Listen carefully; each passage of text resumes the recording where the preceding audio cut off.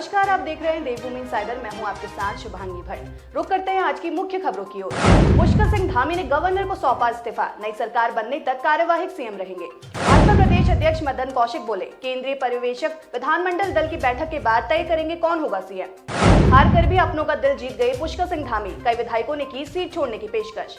BJP की जीत से खुश हरिद्वार के संतों ने खेली फूलों की होली, योगी को भी दी बधाई। कोटद्वार के सिद्धबली स्टोन क्रशर पर हाईकोर्ट में हुई सुनवाई, प्रतिबंधित क्षेत्र में लगाने का है आरोप। अब खबरें विस्तार से। उत्तराखंड के मुख्यमंत्री पुष्कर सिंह धामी आज कैबिनेट की बैठक करके राजभवन पहुंचे। धामी राजभवन ने गवर्नर गुरमीत सिंह से मिले। धामी और उनके मंत्रिमंडल के सदस्यों ने गवर्नर को अपना इस्तीफा सौंप दिया है। गवर्नर ने उनसे नई सरकार के गठन तक कार्यभार संभालने को कहा है। उत्तराखंड में लगातार दूसरी बार बीजेपी ने पूर्ण बहुमत हासिल कर इतिहास रच दिया। हालांकि सीएम पुष्कर सिंह धामी अपनी सीट बचाने में नाकामयाब रहे। इसके बावजूद कई विधायकों ने धामी को सीएम बनाए जाने के लिए अपनी सीट खाली करने की पेशकश की है। उत्तराखंड हाईकोर्ट ने पौड़ी जिले के कोटद्वार में माइनिंग पॉलिसी के खिलाफ स्थापित सिद्धबली स्टोन क्रशर को हटाए जाने के मामले में दायर जनहित याचिका पर सुनवाई की। मामले को सुनने के बाद अगली सुनवाई हेतु 23 मार्च की तिथि नियत की है। मामले की सुनवाई कार्यवाहक मुख्य न्यायाधीश संजय कुमार मिश्रा व न्यायमूर्ति एनएस धनिक की खंडपीठ में हुई। उत्तराखंड में भाजपा को मिले प्रचंड बहुमत के बाद अब मुख्यमंत्री किसे बनाया जाएगा, ये बड़ा सवाल है। अब तक बीजेपी के कई नव निर्वाचित विधायक पुष्कर सिंह धामी के लिए सीट छोड़ने का ऐलान कर चुके हैं। अब इस कड़ी में डोईवाला से जीते बीजेपी विधायक ब्रजभूषण गैरोला का नाम भी जुड़ गया है। मगर ब्रजभूषण गैरोला ने धामी के लिए नहीं बल्कि त्रिवेंद्र सिंह रावत के लिए अपनी सीट छोड़ने की बात कही है।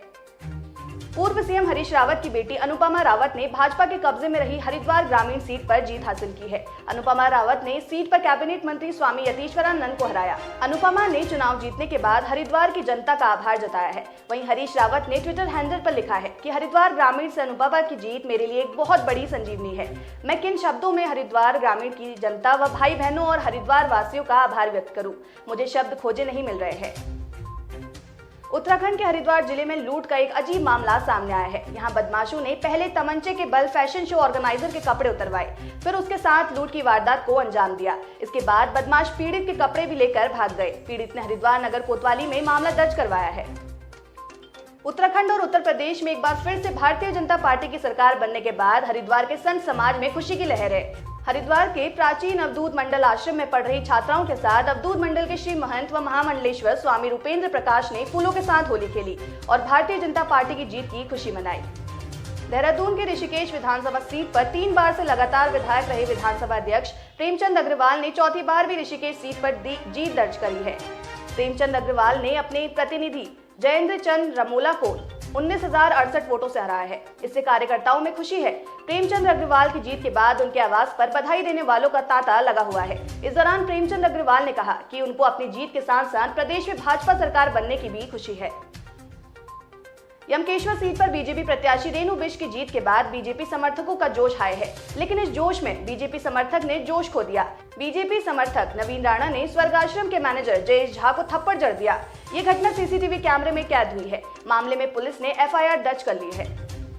ट्रेन से सफर करने वालों के लिए राहत की खबर है। अब उन्हें लंबी दूरी की यात्रा के दौरान कंबल और बेडशीट लेकर सफर नहीं करना पड़ेगा। रेलवे मिनिस्ट्री ने लंबी दूरी की ट्रेनों ने फिर से यात्रियों को कंबल और बोर्डिंग देने का फैसला किया है।